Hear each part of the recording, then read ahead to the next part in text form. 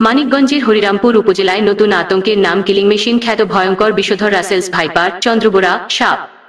কিছুদিন আগে এই সাপের বিচরণ উপজেলার চরাঞ্চলে থাকলেও এখন তা লোকালয়ে প্রবেশ করছে, যার ফলে এলাকা জুড়ে আতঙ্ক বিরাজ করছে।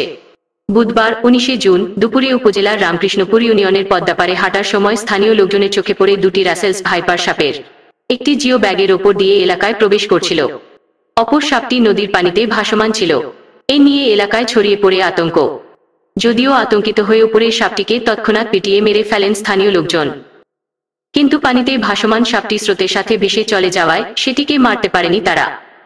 ঘটনার প্রত্যক্ষদর্শী গোপালপুর এলাকার সাগর সাহা জানান, বিভিন্ন সময় ফেসবুকে রাসেলস ভাইপার সাপ দেখেছি, এবার বাস্তবে এ সাপের দেখা মিলল। গোপীনাথপুর ইউনিয়নের বাহাদুরপুর এলাকার যুবক মেহেদী হাসান শাহিন বলেন, বুধবার দুপুরে আমাদের পার্শ্ববর্তী এলাকা রামকৃষ্ণপুর পদ্মারপাড়ে রাসেলস ভাইপার সাপের দেখা মিলেছে। পরে উপস্থিত লোকজন একটা সাপকে পিটিয়ে মারলেও অপর সাপটি পানির সাথে অন্যত্র ভেসে গেছে। তাই আমি নিজ উদ্যোগে আমার বাড়ির আঙিনা ভালো করে পরিষ্কারের চিন্তা করছি, পাশাপাশি প্রতিবেশীদেরও আঙিনা পরিষ্কারের জন্য উদ্বুদ্ধ করার চেষ্টা করব। জানা গেছে, বাংলাদেশে বর্তমানে যে সব সাপ দেখা যায় সেগুলোর মধ্যে রাসেল ভাইপার সবচেয়ে বিষাক্ত। এই সাপের কামড়ে শরীরের দংশিত অংশে বিষ ছড়িয়ে অঙ্গহানি, ক্রমাগত রক্তপাত, রক্ত জমাট বাঁধা, স্নায়ু বৈকল্য, চোখ ভারী হয়ে যাওয়া, পক্ষাঘাত ও কিডনির ক্ষতিসহ বিভিন্ন ধরনের শারীরিক উপসর্গ দেখা দেয়।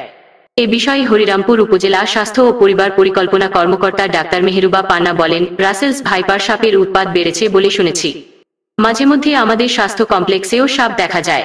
উপজেলা স্বাস্থ্য কমপ্লেক্সগুলোতে চাহিদা অনুযায়ী সাপে কাটা রোগীদের অ্যান্টিভেনম ইনজেকশন সীমিত। তবে জেলা মিটিংয়ে চাহিদার কথা উপস্থাপন করা হয়েছে, আশা করছি খুব তাড়াতাড়ি আমাদের চাহিদা অনুযায়ী অ্যান্টিভেনম ইনজেকশন পাব।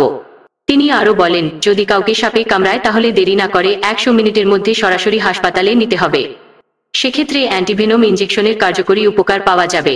উল্লেখ্য, গত 3 মাসে বিষধর এ সাপের কামড়ে অন্তত 5 জনের মৃত্যুর খবর পাওয়া গেছে। এছাড়াও সম্প্রতি 17 জুন বিষধর গোখরা সাপের কামড়ে উপজেলার গালা ইউনিয়নের কালী মনিঋষিপাড়া গ্রামে 1.5 বছরের এক শিশুর মৃত্যু হয়েছে।